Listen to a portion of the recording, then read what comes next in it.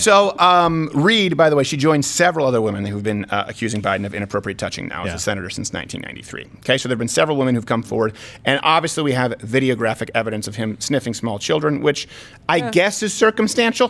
Then on a podcast, March 25th, she added details about him penetrating her with. Now I'm using. Don't say the word. With his hands, and then she filed a police report. So she actually filed a police report in April. Then in April, 3 more people come forward to corroborate the story. They said that she told them about the assault back when it happened. Her brother, Colin, her former neighbor, Linda Lacasse, a Biden supporter, by the way, and a former co-worker, Lorraine Sanchez. Something else, April 24th, this happened in 2020. I just have to specify the year because we're jumping back and forth like it's an Aronofsky film. Or Nolan. Take your pick. The ones who like gimmicks. Aronofsky, you've made nothing good. Okay? Your career was saved by Mickey Rourke's performance in The Wrestler. It wasn't a good film, and Marissa Tomei took her top off. Do you have any idea how hard that is to do? Movie idea. Time. And moving back and forth through it. Oh, it's precious.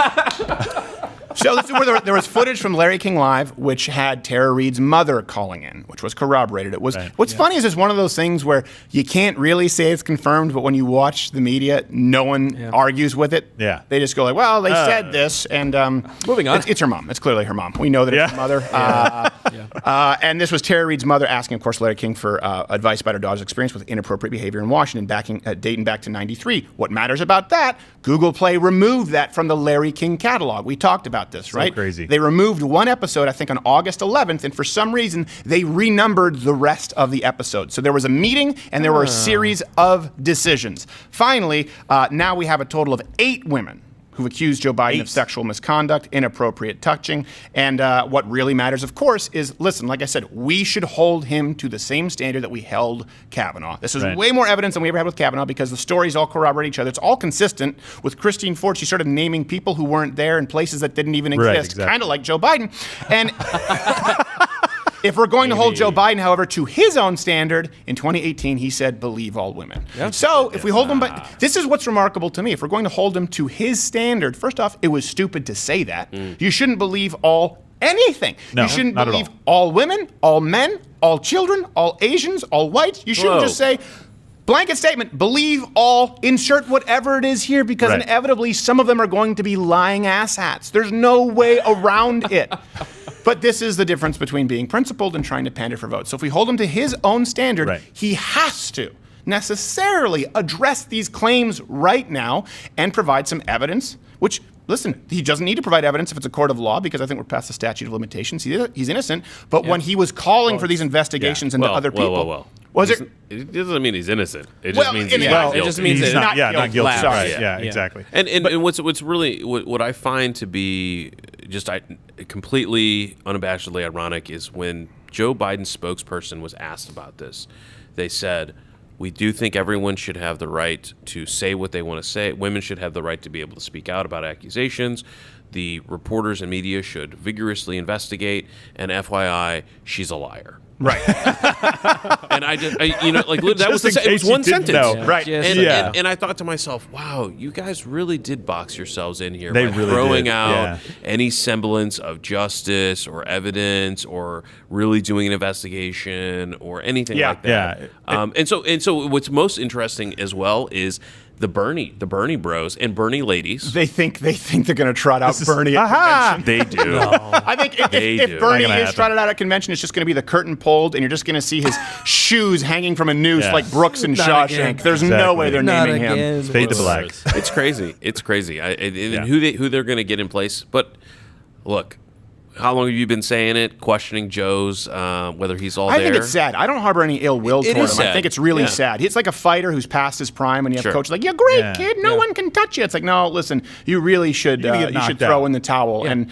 if it were my dad, if it were one of our relatives, I'd be like, "Come on, you shouldn't be doing this anymore. It's dangerous." You never should have been doing it in the first place. You knew you were going to have some kind of problem like this when you went into it. But so at the time that the Kavanaugh situation came to light, everybody was out there, like Alyssa Milano, everybody else is tweeting, we can't have this kind of person, a rapist. Right. They're using very strong language in office or deciding, any kind of. Do you know how we know he's a legally. rapist? Sometimes he drinks beer on He does drink beer, right? Tuesdays. So now we have somebody running for the presidency. They think that this is the most important election in the history of the United States because we're run by a tyrannical orange man, right? Yeah. And they're not saying anything at all about this.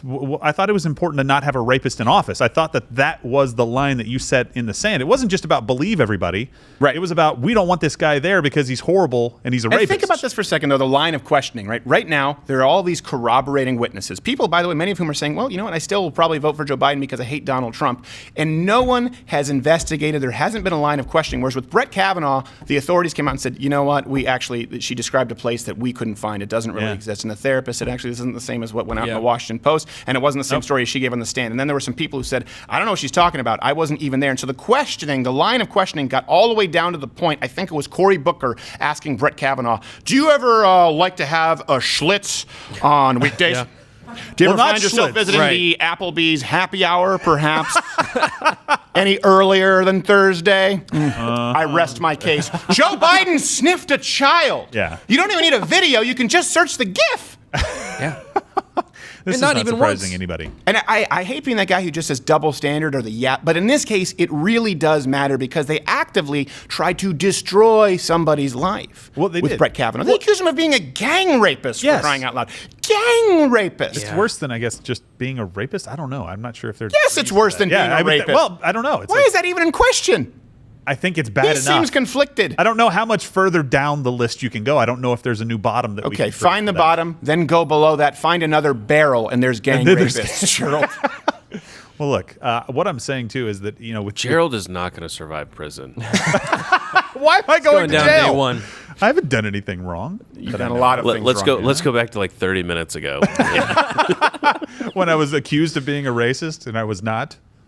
Wow, that this is- got that really is- uncomfortable. Yes. He's still chewing That's on exactly that. what you meant by there. So I do like the point you're making though, Gerald, because when you look at Joe Biden and you think about, okay, sure, Brett Kavanaugh was going through an appointment process. They needed to do an investigation. He had a certain role. They were going to do what they're going to do. But the way that was approached was he is already guilty. It doesn't matter. Any evidence that is against it, we should throw out and take only the evidence that as speculative and as weak and thin as it may be, and we're going to use that to be the end of it, including you drink beer on Tuesdays. Right. And then when you look here at Biden, we talked about this before, the little amount of coverage in mainstream media, and especially those that are kind of very forward looking on the progressive side, is terrible. I will say, so I think I've mentioned this before, I read a lot of both conservative and non-conservative sites, and Slate actually had a really good, Slate.com had a really good article that was just damning.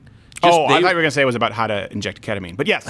Well, It was right next to that article? That was down in the culture side, right? yeah. Yeah, but they just straight up, they were one of the first ones to run the information about the neighbor corroborating and giving all of that when CNN wasn't covering it, when the New York Times wasn't covering it, when the Washington Times or the Washington Post, not Washington Times, Washington Post was not covering it as well. And now these other mainstream media are saying, hey, we better start addressing this because we're going to lose credibility. Oh. Right. You know what would be the greatest twist of events is convention rolls around and they trot out John Kasich. Everyone's like, shh.